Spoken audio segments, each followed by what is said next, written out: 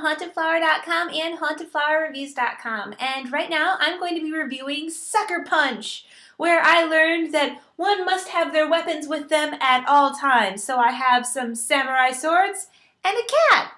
So let's get on to the review. Sucker Punch comes from writer and director Zach Synder, who also directed Watchmen and 300. So yes, Zach Synder absolutely is known for stunning visual effects and a very stylistic approach to making movies. This movie is not going to be one for the average moviegoer. It's very, very stylized action movie. There's this fantasy element. You almost have to pretend that there are Inception dream levels just to get through the movie. The movie stars Emily Browning as Baby Doll, the adorable girl in the blonde pigtails from the trailers. And the premise is that basically she's been institutionalized by her evil stepfather, and she has to find a way to break out, and she recruits these other 4 hot girls to help her. The other hot girls are Abbie Cornish, whom you just saw in Limitless, who plays Sweet Pea, Jena Malone, who plays Rocket, her sister, Vanessa Hudgens from High School Musical fame, who plays Blondie, and Jamie Chung, who plays Amber, and also gets very cute outfits. Is every woman in the mental institution kind of hot and wearing cute clothes all the time? Pretty much. Does that bother me? No. I actually think that it's fine with this type of movie because this is a stylized movie. It's a fantasy movie. These women are all in this horrible situation, and they're undergoing this therapy where when the special music plays, they fantasize a different situation than they are actually in. Most of the movie, they believe that they are actually like in some sort of Lady Marmalade, Moulin Rouge, cabaret type show thing where they have to dance in order to please clientele instead of being in a mental institution. But when the dancing music plays, that's when Baby Doll kind of goes into this crazy fantasy world where she's fighting giant samurai and zombie Nazis, orcs, Terminator type robots, and dragons. And Angel is done. The effects are really amazing and the music is really cool, and I really like the transitions when she goes from the one level to kind of like the crazy fantasy level. And each mission, it's kind of like levels in a video game. You know, she has to go get the fire now and go get it from a dragon, and oh, now she has to get this special bomb off of a train.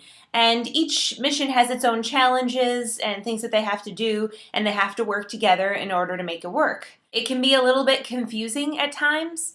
The very, very first transition from the mental institution into the kind of on-stage atmosphere was just out of nowhere and so abrupt that I was like, what? And it only took me later on thinking about it to realize, oh, that's the first time we heard music and that's why it transitioned. And then it kind of stays in there.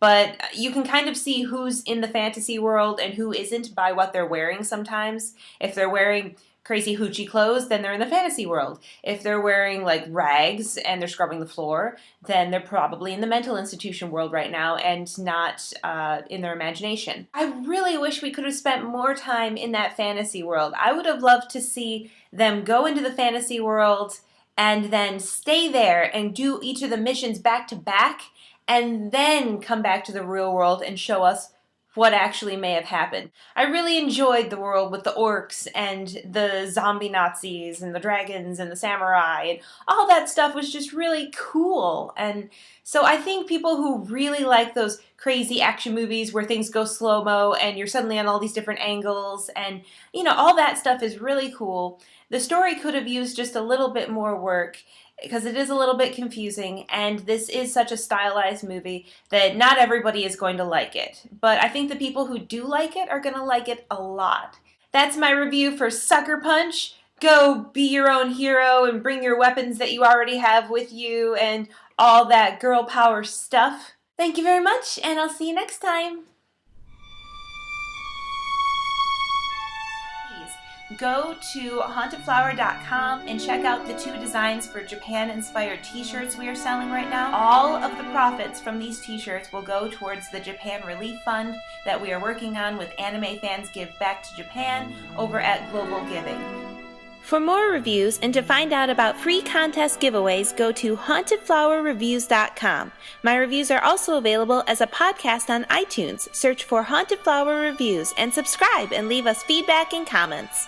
Our store is hauntedflower.com, where we specialize in fantastic licensed apparel from movies, TV shows, video games, anime, and more. You can find us on Facebook at facebook.com/hauntedflower and Twitter at haunted_flower.